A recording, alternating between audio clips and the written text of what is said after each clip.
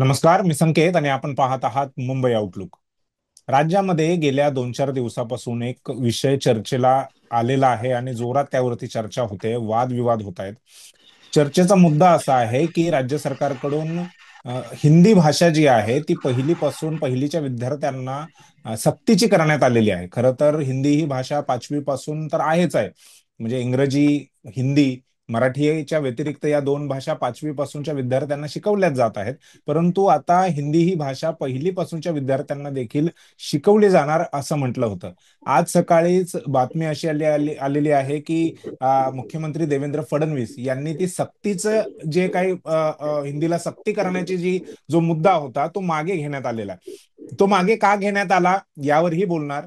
सुरुवातीला सक्ती काय केली गेली, विद्यार्थ्यांवर त्याचा काय परिणाम होणार होता, आणि आता ही सक्तीची जरी नसली तरी ऑप्शन म्हणून त्यांना दिलेला आहे विद्यार्थ्यांना, शाळांना.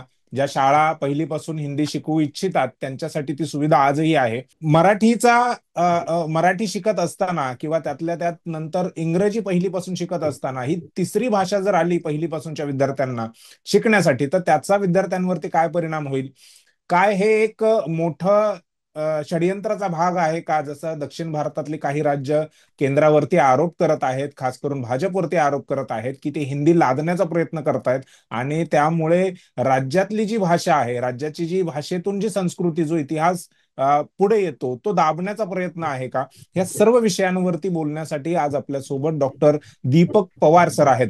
डॉक्टर पवार सरांचे वेगवेगळे दोन परिचय होऊ शकतात. एक तर ते मुंबई विद्यापीठामध्ये राज्यशास्त्र विभागाचे HOD आहेत, विभाग प्रमुख आहेत. त्याच्या व्यतिरिक्त मराठी अभ्यास केंद्र ही नावाची एक जी संस्था आहे, जी मराठी शाळा टिकवण्यासाठी आणि मराठी शाळा वाढवण्यासाठी पालकांना प्रोत्साहित करत आहे की पालकांनी आपल्या मुलांना मराठी शाळांमध्येच दाखल करावं. दुसऱ्या बाजूला ही संस्था सरकार जे आहे, राज्य सरकार जे आहे, त्यांना देखील प्रोत्साहित करते की मराठी शाळा आणखीन वाढवल्या पाहिजेत आणि मराठी शाळांचा प्रचार आणि प्रसार झाला पाहिजे. या दोन्ही पातळ्यांवरती काम करणारी ही संस्था आहे आणि या संस्थेचे संचालक डॉक्टर दीपक पवार हे आज आपल्या सोबत आहेत. पवार सर, मुंबई आउटलुक मध्ये तुमचं स्वागत आहे. धन्यवाद. सक्तीचा जो निर्णय होता तो आज मागे घेतलेला आहे, परंतु चर्चेची सुरुवात आपण त्याच मुद्द्यावरून करूया. सक्ती केली गेली होती पहिलीपासूनच्या विद्यार्थ्यांना हिंदी भाषा शिकण्याची. कसं बघता या निर्णयाकडे? संकेत, शासनाने नवीन शैक्षणिक धोरणाची शाळांमध्ये अंमलबजावणी करण्याचा भाग म्हणून जो शासन निर्णय काढला 16 एप्रिलला, त्या शासन निर्णयात त्यांनी असं म्हटलं की आमचं भाषा धोरण काय असेल, तर 1ली ते 5वी पर्यंत तिसरी भाषा म्हणून मराठी आणि इंग्रजी माध्यमाच्या शाळांमध्ये हिंदी अनिवार्य असणार आहे, सक्तीची असणार आहे. आता ही सक्तीची करत असताना शासनाने शासन निर्णय काढला. जी सरकारची सुकाणू समिती होती त्या सुकाणू समितीचा विचार सरकारनं या बाबतीमध्ये घेतला नाही. कारण त्या सुकाणू समितीचेच एक सदस्य आणि ज्येष्ठ शिक्षण तज्ञ रमेश पानसे यांनी अत्यंत कडक अशी टीका केली आहे सरकारच्या या निर्णयावर. त्याचबरोबरीने महाराष्ट्र सरकारची जी भाषा सल्लागार समिती आहे, त्या भाषा सल्लागार समितीचे लक्ष्मीकांत देशमुख आणि इतर सगळ्या सदस्यांनी सुद्धा उशिरा का होईना अशा प्रकारचं निवेदन काढून सरकारच्या धोरणाला विरोध केलेला आहे.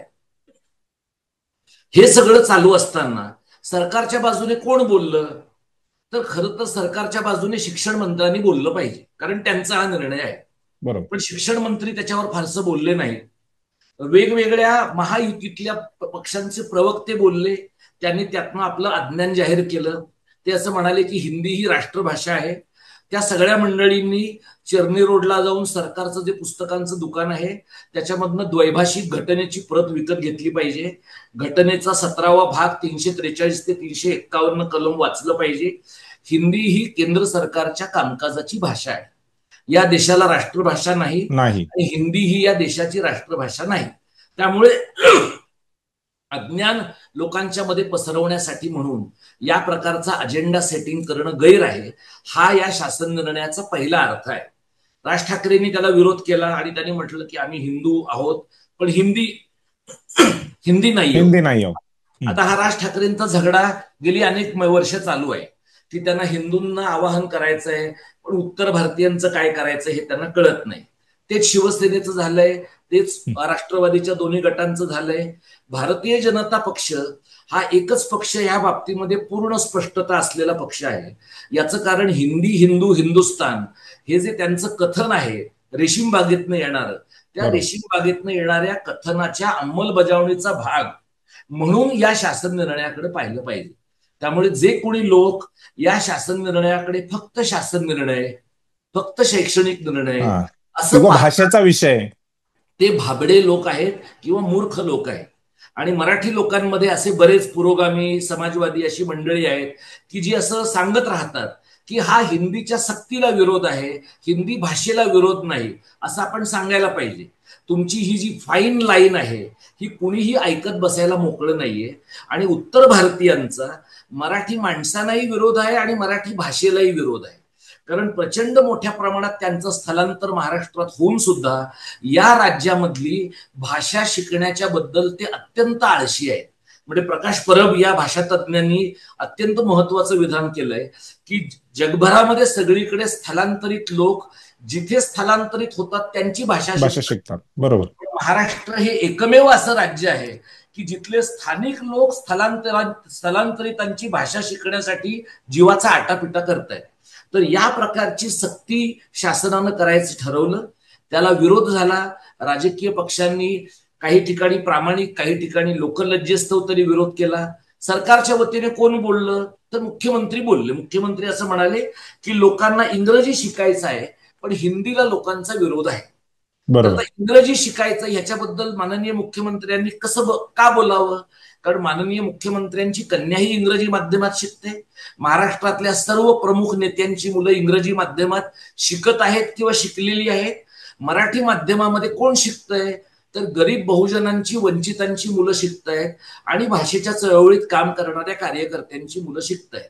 म्हणजे इंग्रजीचं आपल्या प्रशासकीय वर्गावर, राजकीय वर्गावर प्रचंड प्रेम, इंग्रजीवर या मंडळींचं प्रेम आहे आणि प्रभाव आहे. माननीय मुख्यमंत्र्यांच्या व्यतिरिक्त रेखावार हे जे शिक्षण आयुक्त आहेत त्यांनी त्यांचं म्हणणं मांडलं आणि ते असं म्हणाले की हा निर्णय आम्ही बदलणार नाही. एक लक्षात घेतलं पाहिजे की हे जे सगळे IAS लोक आहेत हे सगळे लोक त्यांना त्या विषयातलं कळतं म्हणून तिथं नेमण्यात आलेले नाहीये. ते जनरलिस्ट आहेत.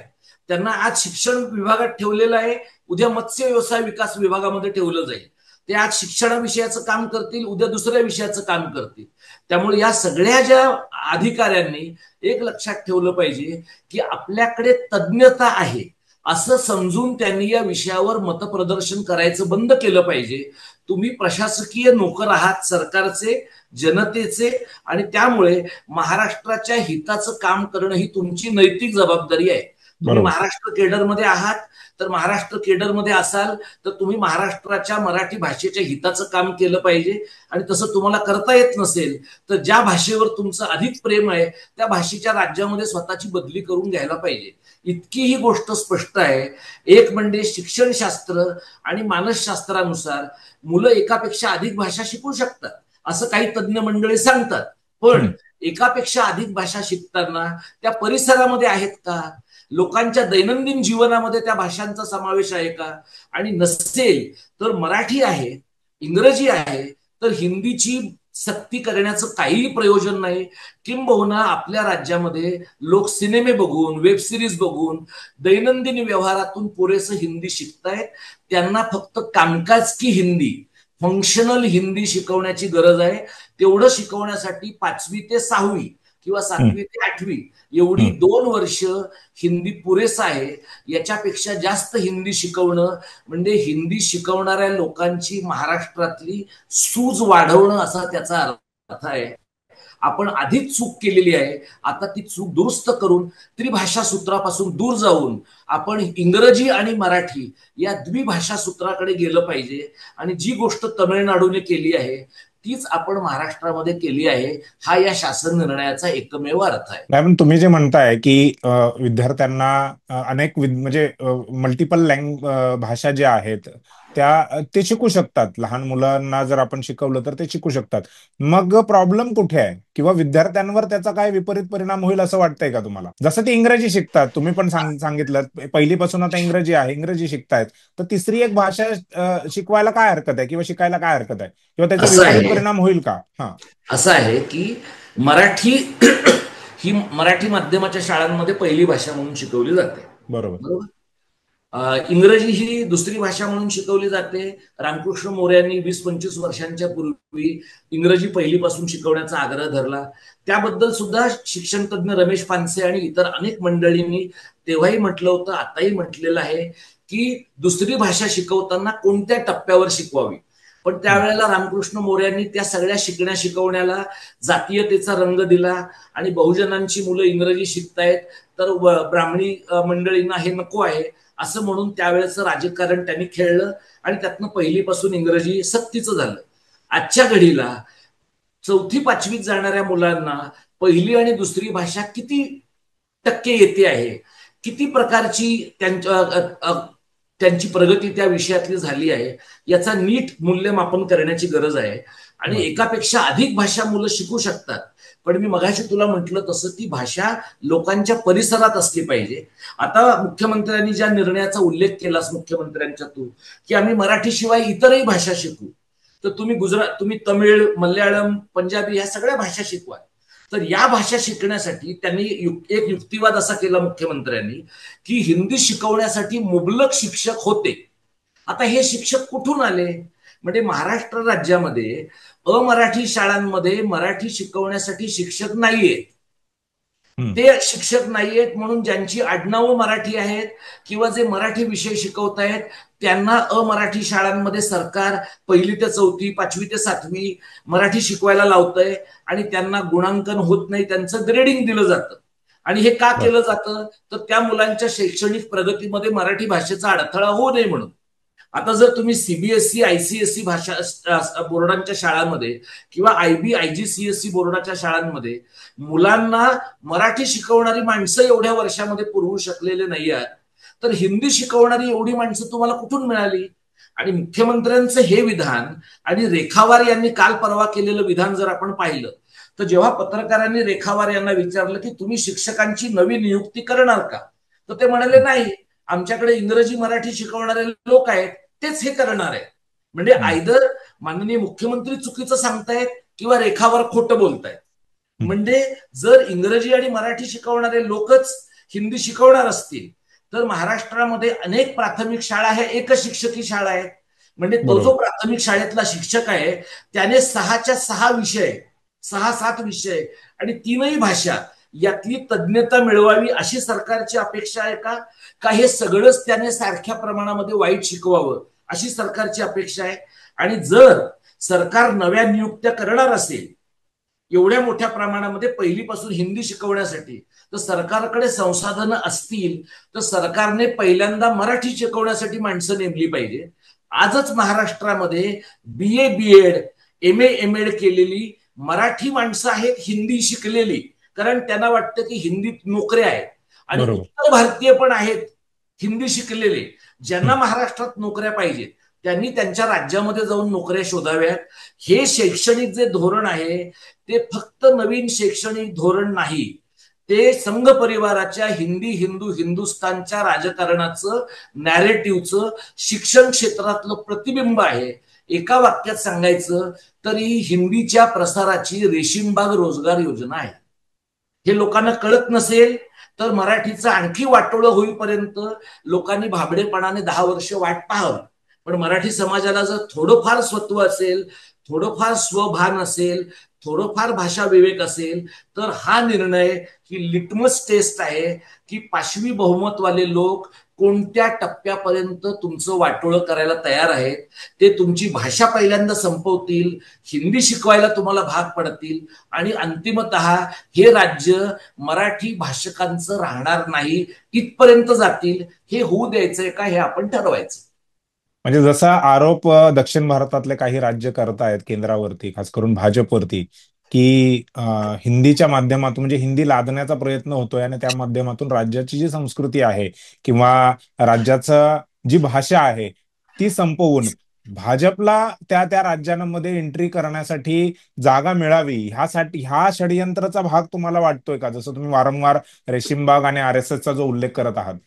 हे जे स्टॅलिनने म्हटलंय ना, स्टॅलिन हा अत्यंत शहाणा माणूस आहे. त्याचं राजकारण जे काय असेल ते असेल, पण आपल्या महाराष्ट्रातल्या सर्वपक्षीय राज्यकर्त्यांच्या तुलनेत भाषा, संस्कृती आणि प्रादेशिक अस्मितेच्या बाबतीत स्टॅलिन अत्यंत शहाणा माणूस आहे. त्याला हे कळलं आहे की न्यू एज्युकेशन पॉलिसी, नवीन शैक्षणिक धोरणाच्या आडून तमिळनाडूमधलं द्विभाषा धोरण मोडून काढायचं आणि तिथे हिंदी भाषकांचा वर्चस्व निर्माण करून तिथल्या राजकारणाला हिंदी पट्ट्यातल्या, गाय पट्ट्यातल्या, शेण पट्ट्यातल्या राजकारणामध्ये समाविष्ट करून घ्यायचं. 1965 साली तमिळनाडूमध्ये ज्या दंगली झाल्या हिंदी विरोधी, त्यानंतर 60 वर्ष कमी अधिक प्रमाणामध्ये तमिळनाडू, केरळ, काही प्रमाणामध्ये कर्नाटक आणि आंध्र प्रदेश या राज्यांनी आपलं भाषिक ताकद आपली जपून ठेवली आहे. महाराष्ट्र हा या बाबतीमध्ये काहीही कारण नसताना सह्याद्री हिमालयाच्या मदतीला धावून जातो. हिमालयाने अजिबात सह्याद्रीला मदत करायला बोलावलेलं नाही. पण आपल्याकडचे जे मराठी भय्ये आहेत ते हिंदू हिंदुस्थानच्या संस्कृतीचे गुलाम आहेत आणि त्यामुळे त्यांना कृष्णेच्या पाण्यापेक्षा कुंभाच्या घाणीमध्ये इंटरेस्ट अधिक आहे. ही जी मंडळी आहे ती मराठी अस्मिता, मराठी भाषा, मराठी संस्कृती कोणी न सांगता विकायला तयार होणार आहे. त्यामुळे दक्षिण भारताचा आक्षेप अत्यंत योग्य आहे. आपण देवनागरी लिपी सारखी आहे हिंदी आणि मराठी, बरोबर. मराठीचं प्रचंड नुकसान हे आधी झालेलं आहे. आता जर आपण मराठी हिंदी पहिलीपासून सक्तीची केली आणि या प्रकारच्या बंधनात आपण अडकलो तर 10 वर्षांनी महाराष्ट्रात निवडणूक लढवणाऱ्या लोकांना निवडणुकीतलं आवाहन आताच हिंदीतनं करावं लागतंय काही ठिकाणी, ते जवळपास संपूर्ण महाराष्ट्रात करायला लागेल. आणि राज ठाकरेंचं बाकीचं राजकारण काही असो, ते 2006 पासून जे म्हणतायत की उत्तर भारतीय इथे येऊन त्यांचे मतदारसंघ तयार करतायत. योगेंद्र यादवांपासून सुहास पळशीकरांपर्यंत अनेकांनी हिंदी भाषकांच्या वर्चस्वाला देशांतर्गत वसाहतवाद असं म्हटलेलं आहे. हा देशांतर्गत वसाहतवाद ही उत्तर भारताची मोडस ऑपरेंडी आहे, कार्यपद्धती आहे. आणि गेल्या 10 वर्षामध्ये म्हणजे 2014ला या देशाला नवं स्वातंत्र्य मिळाल्यापासून आताच्या अमृत काळापर्यंत मराठी माणसं वेगाने खड्ड्यात जायला लागलेली आहे. हा GR अंमलात आणणं ही त्या वेगाने खड्ड्यात जाण्याच्या प्रक्रियेला गतिमानता देणं आहे. त्यामुळे मुख्यमंत्र्यांनी एक पाऊल मागे घेतलं वगैरे म्हणून अजिबात शांत न बसता पूर्ण निर्णय 100% रद्द करता आला पाहिजे. याच प्रकारची मागणी आपण केली पाहिजे. महाराष्ट्राचं गेल्या काही वर्षांमध्ये हिंदीकरण जे झालेलं आहे, मग त्याला बॉलिवूड मुंबईमध्ये असणं हे कारण आहे का? किंवा उत्तर भारतीयांचा शिरकाव किंवा उत्तर भारतीय मोठ्या प्रमाणामध्ये महाराष्ट्रामध्ये येत आहेत, हे त्याला कारणीभूत आहे का? हिंदीकरण जे होत आहे आणि हिंदीकरण जे महाराष्ट्राचं होत आहे त्याला बॉलिवूड किंवा हिंदी सिनेमा कारणीभूत आहेच. आणि तो हिंदी सिनेमा कारणीभूत या दृष्टीनं आहे की फिल्म सिटी आहे आपल्याकडं, चित्रनगरी आहे. या चित्रनगरीची निर्मिती मुळामध्ये मराठी सिनेमे, मराठी मालिका यांच्या विकासासाठी म्हणून हा भूखंड देण्यात आलेला आहे. आज किती ठिकाणी मराठी मालिकांचं शूटिंग चालतं, किती ठिकाणी मराठी सिनेमांचं शूटिंग चालतं. महाराष्ट्र सरकारची जबाबदारी मराठी सिनेमे, मराठी नाटकं, मराठी मालिका वाढवणं हे आहे. ते महाराष्ट्र सरकारनं केलंच पाहिजे. पण त्यासाठी महाराष्ट्र सरकार काय करतं, कुठलाही तुकार सिनेमा असला तरी त्याला सवलत दे, असं करून लोक तुमचा सिनेमा बघायला येणार नाहीये. तुम्हाला मराठी सिनेमा कॉम्पिटिटिव्हच बनवला पाहिजे. आणि सगळ्यात महत्वाचं म्हणजे जर मराठी भाषेच्या विरोधामध्ये काही घडतं आहे, हा शासन निर्णय आलाय, हिंदीची सक्ती होते, तर मराठी नटनट्या कुठे आहेत? म्हणजे एखादा शिवाजी महाराजांवरचा सिनेमा काढला की प्रमोशनसाठी पेपरवाल्यांकडे आणि चॅनलवाल्यांकडे मराठी नटनट्या रांगाला होतात. आज तुमच्या भाषेच्या गळ्याशी आलेला आहे, तुमची भाषा नष्ट होण्याची शक्यता आहे. तर एरवी सतत तोंडाची वाफ दवडणारे जे मराठी नटनटे आहेत त्यातले 4-2 लोक जर सोडले तर बाकीचे का गप्प बसले? कारण त्यांच्यातलं कुणी भाजपचं मिंद आहे, कुणी शिंदेनी केलेल्या उपकाराचं मिंद आहे. तर काही जणांना वाटतं की आपण मराठीबद्दल तोंड नाही उघडलं तर आपल्याला हिंदीमध्ये किरकोळ तरी रोल मिळण्याची शक्यता आहे. तमिळनाडू, कर्नाटक, आंध्र प्रदेश आणि केरळ या राज्यांमध्ये अत्यंत ताकदीचे सिनेमे निर्माण झाले. याचं कारण त्या राज्यांमधला समाज त्या सिनेमांच्या मागे आहे आणि तिथले नटनट्या, तिथले अभिनेते हे त्या भाषेच्या मागे आहे. आपले अभिनेते, आपले अभिनेत्री, आपले लेखक, आपले कवी काही अपवाद वगळता पाठीचा कणा नसलेले लोक आहेत. पाठीचा कणा नसलेले, अत्यंतिक मिंधे असलेले लोक आहेत. यांना आपली भाषा संपली तरी चालेल. म्हणजे हे लोक शिवाजी महाराजांवरच्या, संभाजी महाराजांवरच्या सिनेमामध्ये मी तलवारीशी बोललो, मी ढालीशी बोललो, मी घोड्याशी बोललो. अरे तू एवढ्या सगळ्यांशी बोललास, तू भाषेशी कधी बोलणार आहेस? हे जरा मराठी नटनट्यांना कोणीतरी थोडं झापडवून विचारलं पाहिजे की तुम्ही फक्त पाडव्याच्या दिवशीच फक्त मिरवणार का? पुण्यातल्या त्या नवीन वर्षाच्या यात्रांच्या वेळेलाच तुम्ही फक्त मिरवणार का? तुमची भाषेच्या बाबतीमध्ये भाषा तुम्हाला रोजगार देते, मराठीच्या शिक्षकांना रोजगार देते, मराठीच्या प्राध्यापकांना रोजगार देते, मराठी लेखकांना रोजगार देते. जी भाषा तुम्हाला रोजगार देते तिच्याशी तुमची निष्ठा नसेल, त्या भाषेवर तुमची बांधिलकी नसेल, तर तुम्ही अत्यंत कदरू आणि थर्ड रेट मानसिकतेचे लोक आहात. आणि अशा माणसांचे रोजगार बुडले तर काहीही वाईट वाटता कामा नये. जे आपल्या भाषेचे नाहीत त्यांच्याबद्दल प्रेम दाखवण्याची काही गरज नाही. हिंदीच्या विरोधाला घेऊन राजकारण होतंय का? म्हणजे शिवसेना असेल, मनसे त्यामध्ये उतरलेली आहे प्रामुख्याने.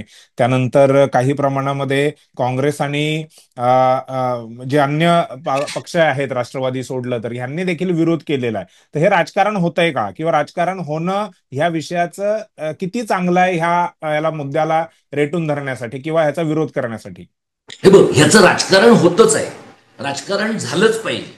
पण मर्ढेकरांचा शब्द वापरायचा तर राजकारण होतंय पण पुरेसं राजकारण होत नाहीये. मनसेने म्हणजे राज ठाकरेंनी त्यांची भूमिका मांडली आणि त्यांच्या कार्यकर्त्यांनी अनेक ठिकाणी जाळपोळ पण केली, तो GR जाळला वगैरे, ते सगळं ठीक आहे.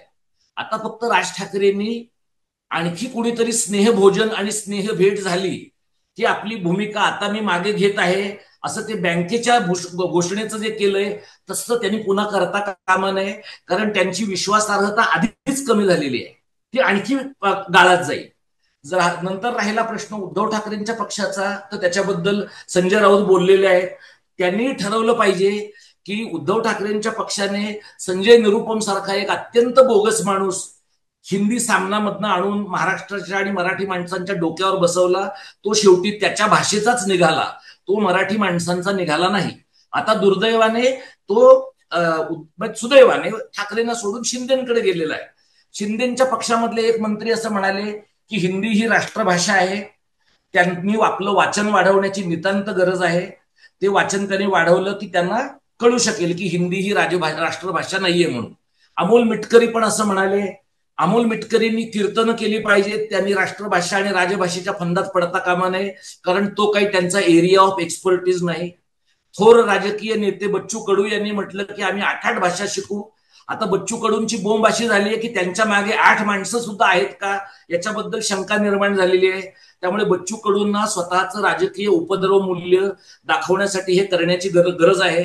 गुणरत्न सदावर्ते आणि त्यांच्या पत्नी हे दोघे तर प्रातस्मरणीय आहेत असं मला वाटतं. जो माणूस एक हाती एसटी महामंडळ बुडवू शकतो तो राज ठाकरेंवर टीका करू शकतो, एवढंच काय, तो डोनाल्ड ट्रम्पवरही टीका करू शकतो. हा जो पाशवी बहुमतवाल्यांचा पाळीव माणूस आहे, याची हिंदी बद्दलची, मराठी बद्दलची भूमिका जी माध्यमं ऐकून घेतात त्यांनाच काहीतरी शिक्षा केली पाहिजे असं मला वाटतं. राष्ट्रवादी काँग्रेस पक्षाने सुप्रिया सुळे यांनी काही एक भूमिका त्यांच्या पक्षाची मांडली आहे, पण सुप्रिया सुळे आणि आदित्य ठाकरे या दोघांनी भूमिका मांडताना हे लक्षात घेतलं पाहिजे की महाराष्ट्राच्या उरावर CBSE आणि ICSE बोर्डाच्या शाळा या दोघांनी आणून बसवलेल्या आहेत. त्यामुळे तुम्ही पहिल्यांदा CBSE ICSE बोर्डाच्या शाळा आमच्या उरावर आणून बसवल्या, तिथे पहिल्यांदा मराठी लोकांनी वैकल्पिक केलं आणि ते वैकल्पिक केल्यामुळे मराठी समाजाचं नुकसान झालेलं आहे. सगळ्यात कौतुक केलं पाहिजे ते मार्क्सवादी कम्युनिस्ट पक्षाच्या अजित नवलेंचं. संयुक्त महाराष्ट्राच्या लढ्यानंतर महाराष्ट्रातल्या कम्युनिस्टांनी पहिल्यांदाच मराठी भाषा, मराठी शाळा, मराठी संस्कृती, मराठी माणूस यांच्याबद्दल इतकी रोखठोक आणि आग्रही भूमिका घेतलेली आहे.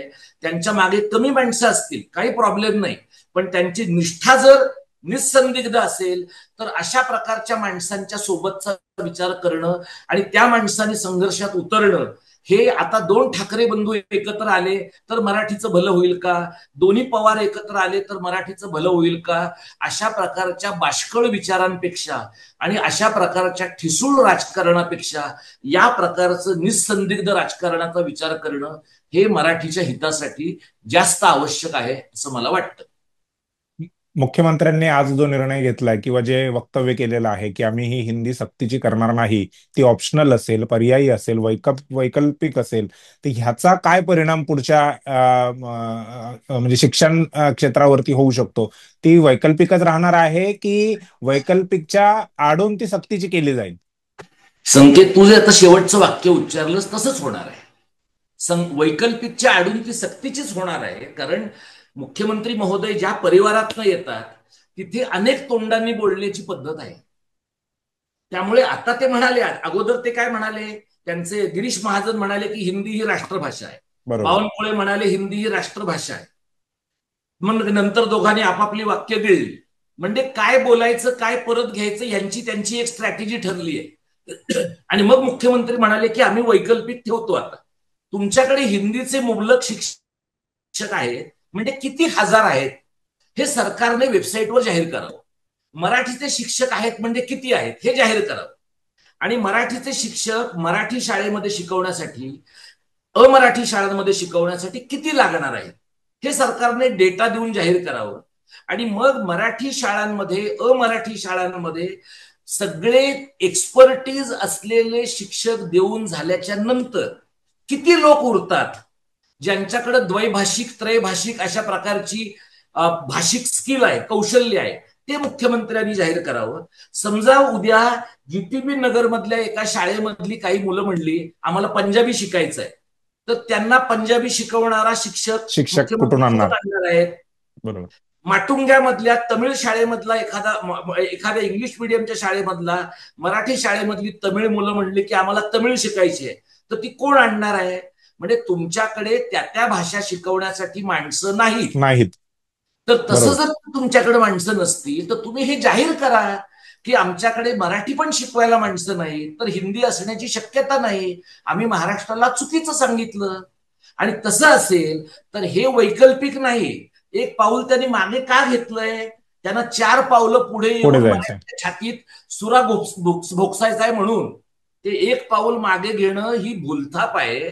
त्यांच्या एक पाऊल मागे घेण्यावर अजिबात विश्वास ठेवू नका. जोपर्यंत पहिली पासून द्विभाषा धोरण, एक लक्षात घे, राष्ट्रीय शैक्षणिक धोरण हे सल्ला ह्या स्वरूपाचं आहे, हे अनिवार्य ह्या स्वरूपाचं नाहीये. राज्यांच्या गरजा लक्षात घेऊन राज्यांनी करायचं आहे. म्हणजे नागालँडमध्ये तुम्ही जर त्रिभाषा सूत्र लावलं तर तिथे तुम्ही मैतेई, कुकी आणि नागा या तिघांच्या भाषा एका लोकांना शिकवणार आहात का? आधीच तिथे एवढ्या प्रचंड प्रमाणामध्ये वांशिक दंगली होत आहेत. त्यामुळे हे सगळं कन्सल्टेटिव्ह आहे, सूचना आहेत, सल्ला आहे. बरोबर. आपण देशातल्या इतर राज्यांनी किती भाषा स्वीकारल्या? जर उत्तर प्रदेश, बिहार, झारखंड, छत्तीसगड, मध्य प्रदेश आणि राजस्थान या बिमारू राज्यांनी मराठी ही तिसरी भाषा म्हणून शिकवायचं ठरवलं, कारण तिथलेच लोक पोट भरायला इथे येत आहेत, त्यांनी तिसरी भाषा म्हणून मराठी शिकवायचं ठरवलं, त्याची नीट अंमलबजावणी केली पुढची 5 वर्ष, तर महाराष्ट्रातल्या लोकांनी तिसरी भाषा पायलट तत्वावर 4 शाळांमध्ये शिकवण्याचा विचार करावा. जे लोक इथं पोट भरायला येत आहेत त्यांनी मुजोरपणा करायचा नाही, त्यांनी इथली भाषा शिकायची. आपले लोक तिकडे जातात, आपले लोक तमिळनाडूत गेल्यावर तमिळ शिकतायत. जो रजनीकांत आपण आपला असं म्हणतो तो तमिळांपेक्षा तमिळ आहे. तो तमिळनाडूच्या लोकांचा हिरो आहे, कारण तो तमिळ सिनेमे करतोय. तो तिथे चेन्नईत मराठी बोलत हिंडत नाहीये. महाराष्ट्र हे एकच असं कमनशिबी आणि दरिद्री राज्य आहे की जिथे मराठी न बोलणं ही अभिमानाची बाब आहे. म्हणजे राज ठाकरे जावेद अख्तरांना कार्यक्रमाला बोलवतात, अमिताभ बच्चनांना कार्यक्रमाला बोलवतात, ही मोठी माणसं आहे. पण 50 वर्ष मुंबईमध्ये राहून अमिताभ बच्चनना फक्त लाभले आम्हाचं भाग्य बोलतो मराठी, एवढी एकच ओळ वाचून म्हणता येते. म्हणजे सुरेश भट जिथं कुठं असतील तिथं ते केवळ फ्रस्ट्रेशन न जीव देतील पुन्हा एकदा. जावेद अख्तरांना राज ठाकरेंच्या कार्यक्रमात तरी 4 वाक्य मराठीत का बोलता येऊ नयेत?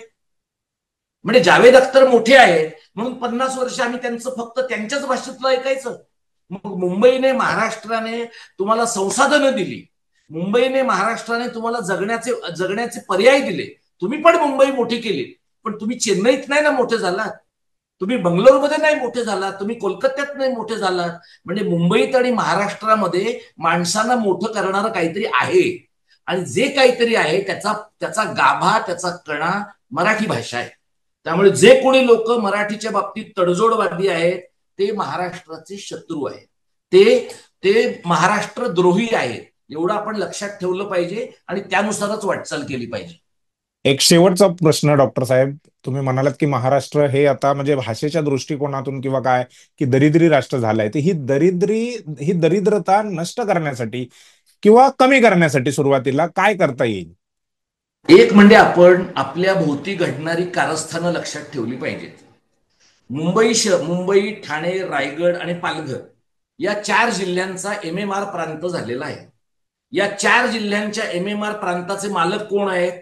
अंबानी शेठ, अदानी शेठ आणि लोढा शेठ, हे 3 मालक आहेत. मराठी माणूस याचा मालक नाही. बाबासाहेबांनी भाषावार प्रांत रचनेच्या वेळेला असं म्हटलं होतं की मुंबईला येणारी संसाधनं महाराष्ट्रातनं येतात, मुंबईला येणारं पाणी महाराष्ट्रातनं येतं, अन्नधान्य महाराष्ट्रातनं येतं, आणि म्हणून मुंबई महाराष्ट्राची आहे. आता मुंबईला येणारं पाणी पण MMR मधनं येतंय, मुंबईला येणारं धान्य पण MMR मधनं येतंय. त्यामुळे जर महाराष्ट्राचं मराठी भाषेचं कमनशिबत्व घालवायचं असेल तर इथल्या अमराठी मंडळींना आज ना उद्या MMRचं वेगळं राज्य करायचं आहे.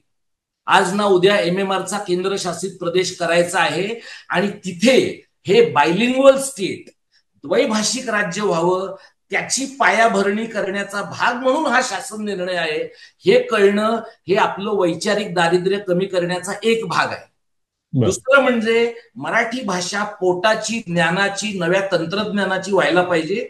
पूर्वगौरव, गतकातरता, स्मरणरंजन, महानुभाव पंथ, तुकाराम महाराज, गाथा सप्तशती याच्याबद्दल विचार करून भागणारं नाही.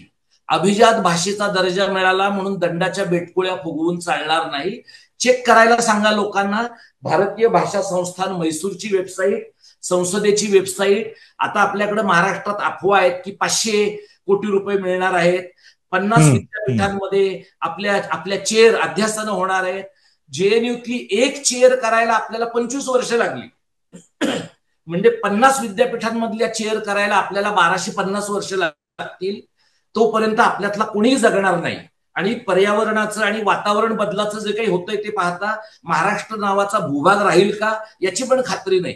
त्यामुळे मराठी ही पोटाची भाषा झाली पाहिजे, आणि मराठी ही न्यूनगंडाची किंवा अहमगंडाची भाषा न होता सकारात्मक कृतीची व्हायला पाहिजे. आणि सगळ्यात महत्वाचं, हिंदुत्वाचं राजकारण टाकून दिल्याशिवाय, हिंदुत्वाचं राजकारण गंगा यमुनेच्या दोआवामध्ये विसर्जित केल्याशिवाय मराठी माणसाचं, मराठी भाषेचं, मराठी संस्कृतीचं काहीही बरं होऊ शकणार नाही. तुम्ही आयदर मराठी असू शकता किंवा हिंदी असू शकता. तुमचं मराठी पण हे सर्वसमावेशक, विस्तारलेलं असं असलं पाहिजे. त्यातनं तुमचं हिंदुत्व अधोरेखित होईल. त्या हिंदुत्वाच्या मृगजळामागे गेलात तर महाराष्ट्र आत्ताच व्हर्च्युअली आणि व्हॉट्सअपवर शेडपट्ट्यामध्ये सामील झालेला आहे. आणखी 10 वर्षानंतर तो गायपट्ट्यामध्ये फिजिकली सामील होईल. हे जर नको असेल तर मराठी लोकांना 12-14 कोटी जे कोणी आपण आहोत, थोडाफार विवेक असेल, भाषिक विवेक, तर आत्ता जागं झालं पाहिजे. नक्कीच मराठी माणसांनी जागं झालं पाहिजे, आणि केवळ राजकीय पक्षांच्या किंवा राजकीय पक्ष ज्या भूमिका घेत आहेत आणि भूमिका बदलत असतायत त्यांच्या मागे न जाता एक विवेकशील बुद्धीने राजकारणाच्या पलीकडे जाऊन एक सामाजिक आंदोलन त्यावरती उभं राहिलं पाहिजे. आणि अशाच पद्धतीने आपण जे मराठी शाळांसाठी, मराठी भाषेसाठी झटणारे कार्य करणारे जे कार्यकर्ते आहेत त्यांच्या मागे, अशा संस्था ज्या आहेत त्यांच्या मागे देखील आपण उभं राहिलं पाहिजे. तुर्तास आपण इथेच थांबूयात. डॉक्टर दीपक पवार यांचं आभार व्यक्त करूयात आणि भेटूयात पुढच्या व्हिडिओमध्ये. धन्यवाद. धन्यवाद सर.